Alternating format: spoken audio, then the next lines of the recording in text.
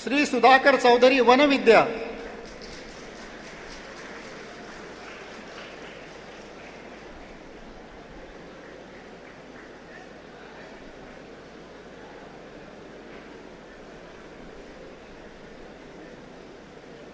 Doctor Shailesh Thackeray कृषी अभियांत्रिकी,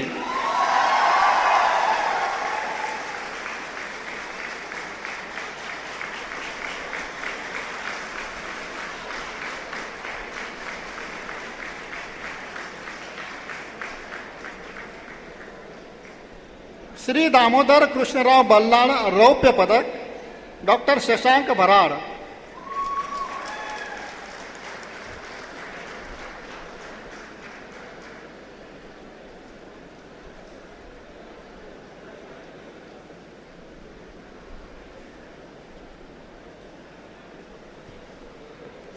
संशोधन संचालक हे 2012-2013 या वर्षात उत्कृष्ट संशोधन कार्य केल्याबद्दल निवड झालेल्यांना पाचारण करतील. माननीय कुलगुरू महोदय, उत्कृष्ट संशोधनासाठी पुरस्कृत डॉक्टर के.जी. जोशी रोग पारितोषिक शेतकऱ्यांना तात्काळ फायदेशीर अशा मुद्द्यावर कृषी किंवा पशुविज्ञान विषयात विद्यापीठामध्ये उत्कृष्ट संशोधन केल्याबद्दल निवड झालेल्या संशोधकांना सादर करीत आहे. त्यांना रोग पारितोषिक देऊन पुरस्कृत करावे ही प्रार्थना. डॉक्टर श्याम जाधव,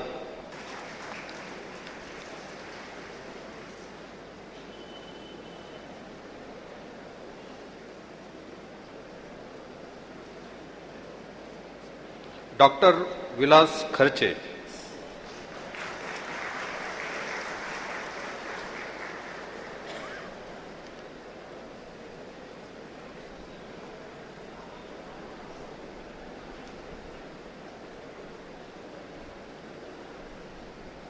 डॉक्टर ज्ञानेश्वर माळी,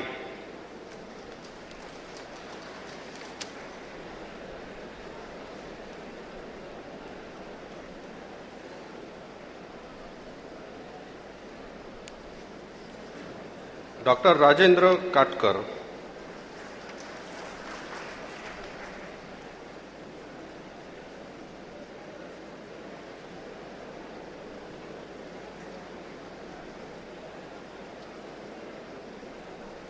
डॉक्टर भगवान सोनुने,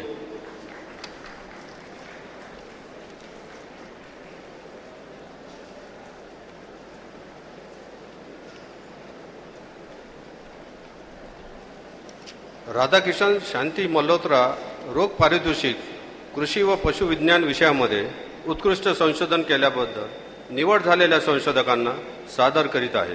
त्यांना रोग पारितोषिक देऊन पुरस्कृत करावे ही प्रार्थना. Doctor S.M. Ghawade,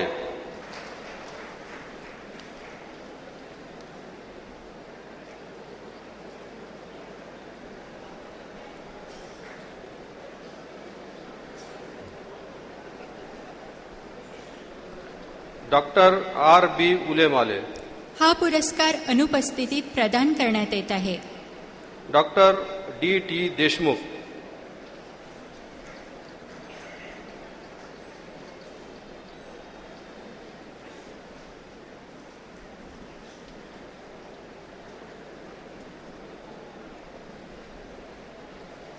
doctor S.R. Dalal,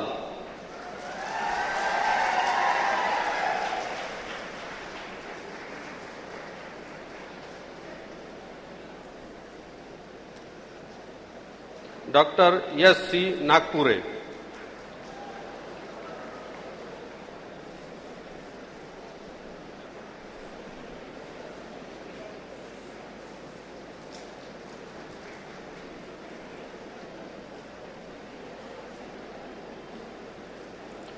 doctor A.D. Warade,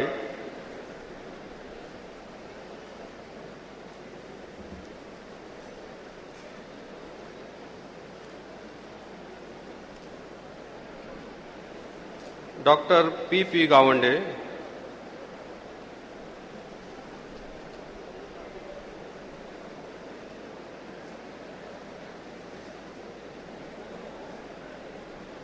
doctor M.J. Patil,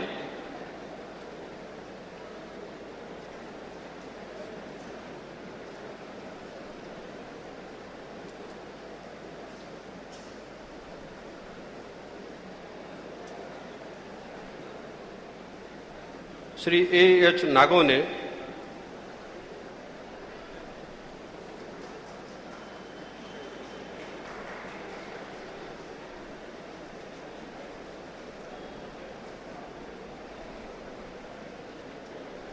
Shri S.M. शेर,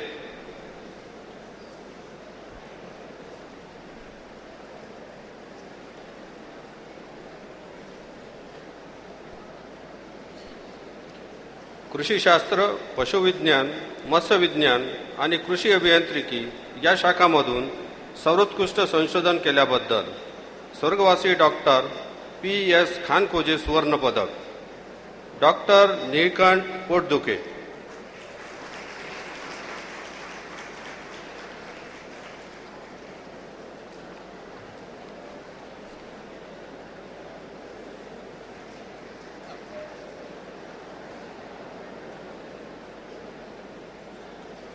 कुलसचिव हे 2012-2013 या वर्षाकरिता शिक्षकेतर कर्मचाऱ्यांमधून उत्कृष्ट कर्मचारी म्हणून निवड झालेल्यांना पाचारण करतील. माननीय कुलगुरू महोदय, उत्कृष्ट कर्मचारी म्हणून निवड झालेल्या कर्मचाऱ्यांना सादर करीत आहे. त्यांना योगतज्ञ श्री विठ्ठलराव जिपकाटे रोख पारितोषिक देऊन पुरस्कृत करावे ही प्रार्थना. श्री रा चू रावळे, वरिष्ठ लघुलेखक.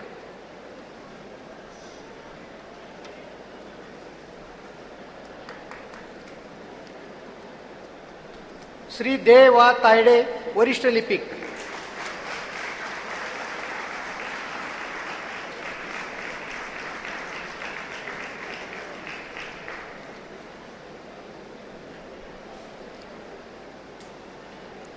सर्व पदवीप्राप्त पदवीधरांना माननीय कुलगुरू महोदय आता दीक्षांत उपदेश देतील. सर्व पदवीधर दीक्षांत उपदेश ग्रहण करेपर्यंत आपल्या जागेवर उभे राहतील. सर्व पदवीप्राप्त पदवीधरांना माननीय कुलगुरू महोदय आता दीक्षांत उपदेश देतील. सर्व पदवीधर दीक्षांत उपदेश ग्रहण करेपर्यंत आपल्या जागेवर उभे राहतील. या विद्यापीठाचा कुलगुरू या नात्याने मी आपणास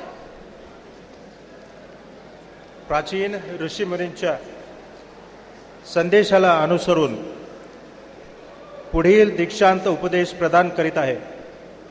आपण तो मनपूर्वक ग्रहण करावा व त्याचे पालन करावे.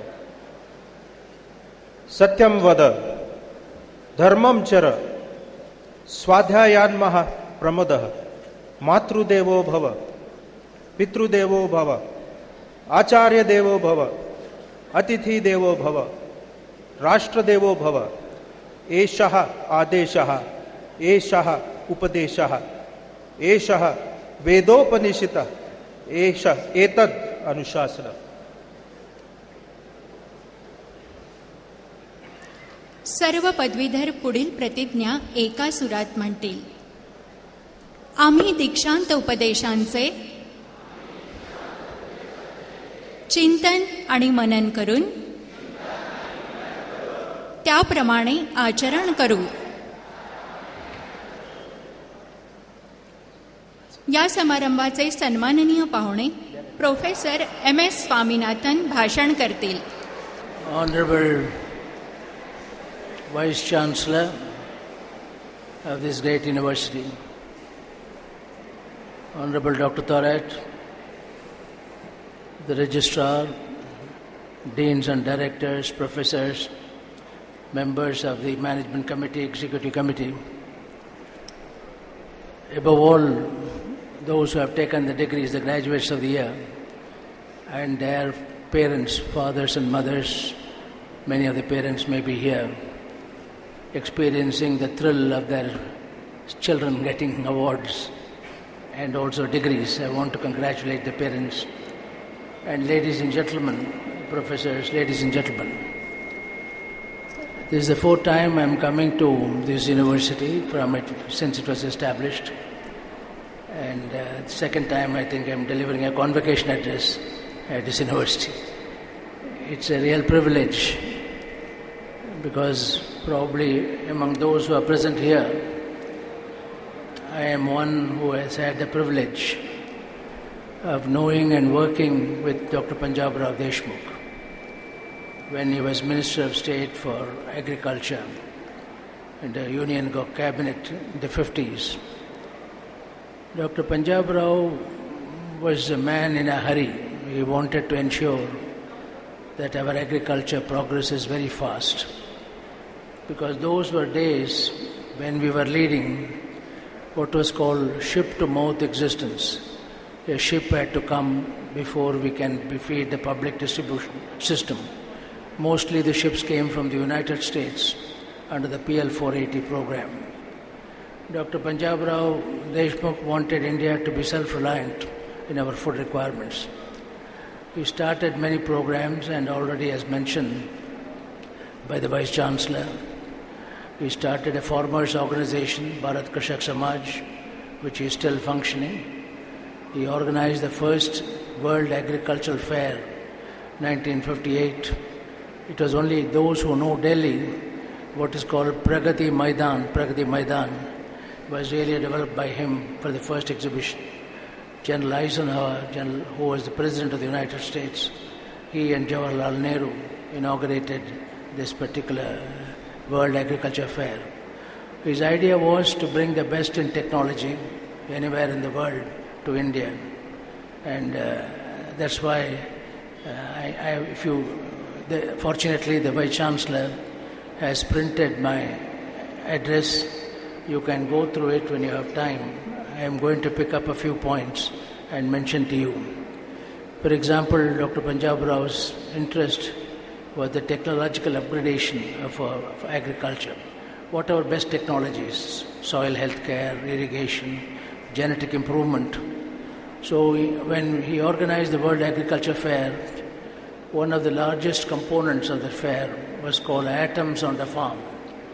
This was put up, Atoms on the Farm was put up jointly with the US Atomic Energy Commission. The idea was to introduce our people to what nuclear technology can do to agriculture. We have now the Baba Atomic Research Center. Many of you know the Trombe mutants in groundnut and other crops. There are Trombe mutants. His idea was how to bring home to our farmers the new opportunities opened up by nuclear technology.